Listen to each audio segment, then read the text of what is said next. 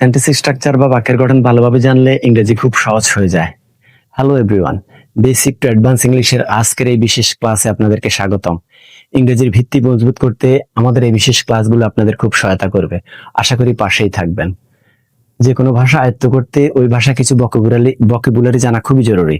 যেমন এখানে আমি কিছু ওয়ার্ড বা শব্দ লিখেছি। এই ওয়ার্ড বা শব্দগুলি এক বা একের অধিক লেটার বা বর্ণের সমন্বয়ে গঠিত। আমরা জানি ইংরেজি ভাষায় 26টা লেটার বা বর্ণ রয়েছে। এই 26টা লেটার বা বর্ণগুলো প্রথম আমরা সবাই একসাথে পড়ি।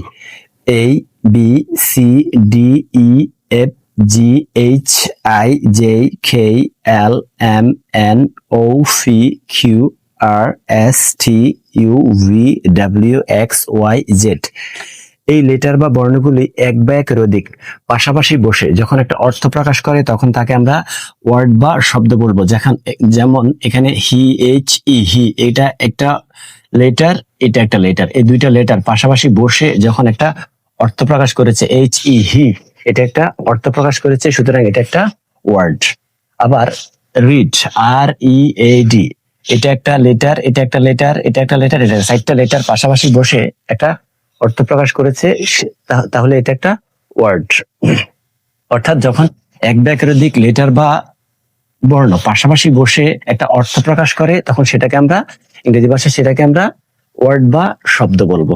এই ওয়ার্ড বা শব্দগুলি আবার পাশাপাশি বসে যখন একটা অর্থ প্রকাশ করে, একটা মনের ভাব প্রকাশ করে, তখন সেটাকে আমরা সেন্টেন্স বা বাক্য বলবো। যেমন এখানে আমি সেন্টেন্স লিখবো। যেমন প্রথম এখান থেকে একটা ওয়ার্ড নিলাম হি, এরপরে নিব জি ও গো, হি গো, যেহেতু he third person singular number, এজন্য এর সাথে এস বা ই এর যুক্ত হবে। হি গোজ টু স্কুল। এরপর আরেকটা সেন্টেন্স লিখবো আমরা। যেমন দে, এখান থেকে একটা ওয়ার্ড নিলাম they eat, E A T, eat, they eat an apple, A double P L, apple. এটা একটা sentence, they eat an Apple.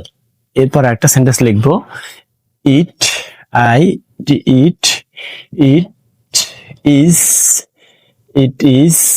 আ বুক, এটা একটা সেন্টেন্স। এরপর আরেকটা সেন্টেন্স লিখতে পারি রাকিব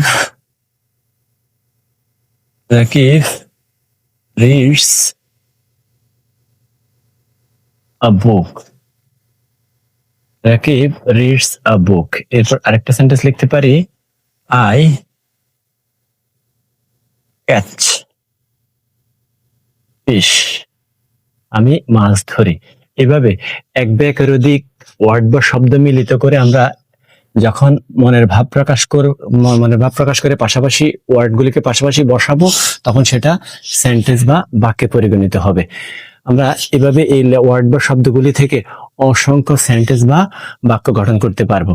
যখন আমরা সেন্টেন্স বা বাক্য পাশাপাশি বসিয়ে অর্থপূর্ণ একটা সেন্টেন্স গঠন করতে পারবো তখন ইংরেজি আমাদের কাছে সহজ হয়ে যাবে।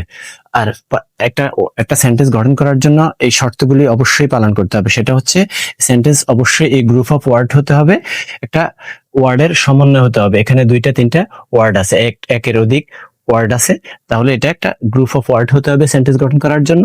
তারপরে কমপ্লিটনেস অফ সেন্স থাকতে হবে, অর্থাৎ অর্থের পরিপূর্ণতা থাকতে হবে এবং কারেক্ট অর্ডার হতে হবে। পাশাপাশি বসিয়ে মনের ভাবটা প্রকাশ করতে হবে। এটা যদি আমরা উল্টাপাল্টা লিখি ক্যাচেস ফিশ আই, তাহলে এটা অর্থ হবে না, অর্থপূর্ণ হবে না। সুতরাং অর্থপূর্ণ সেন্টেন্স হতে হবে, অর্থপূর্ণ হতে হবে, কারেক্ট অর্ডার হতে হবে, কমপ্লিটনেস অফ সেন্স থাকতে হবে এবং এই গ্রুপ অফ ওয়ার্ড হতে হবে, এক বা একের অধিক শব্দের সমন্বয় হতে হবে, তাহলে সেটা একটা সেন্টেন্স হিসেবে পরিগণিত হবে। তাই আমরা বুঝলাম যখন আমরা এক বা একের অধিক ওয়ার্ড পাশাপাশি বসিয়ে একটা অর্থপূর্ণ একটা বাক্য গঠন করতে পারবো তখন সেটা একটা সেন্টেন্স হবে।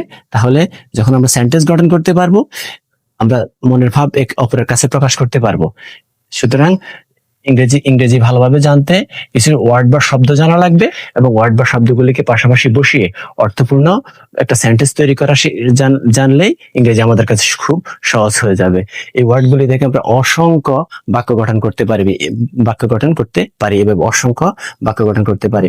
সুতরাং ইংরেজি ইংরেজি ভালোভাবে জানতে ওয়ার্ডের সমন্বয় সেন্টেন্স গঠন করা জানতে হবে, তাহলে ইংরেজি আমাদের কাছে সহজ হয়ে যাবে।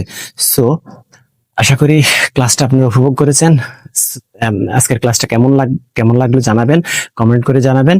পাশাপাশি আমাদের সাথেই থাকবেন। আশা করি আরো ভালো আরো সুন্দর সুন্দর ক্লাস নিয়ে আপনাদের সামনে উপস্থাপন করব, সেই আশাবাদ ব্যক্ত করে আপনাদের কাছ থেকে আজকের মতো বিদায় নিচ্ছি। সি ইউ নেক্সট টাইম ইনশাআল্লাহ। Bye bye.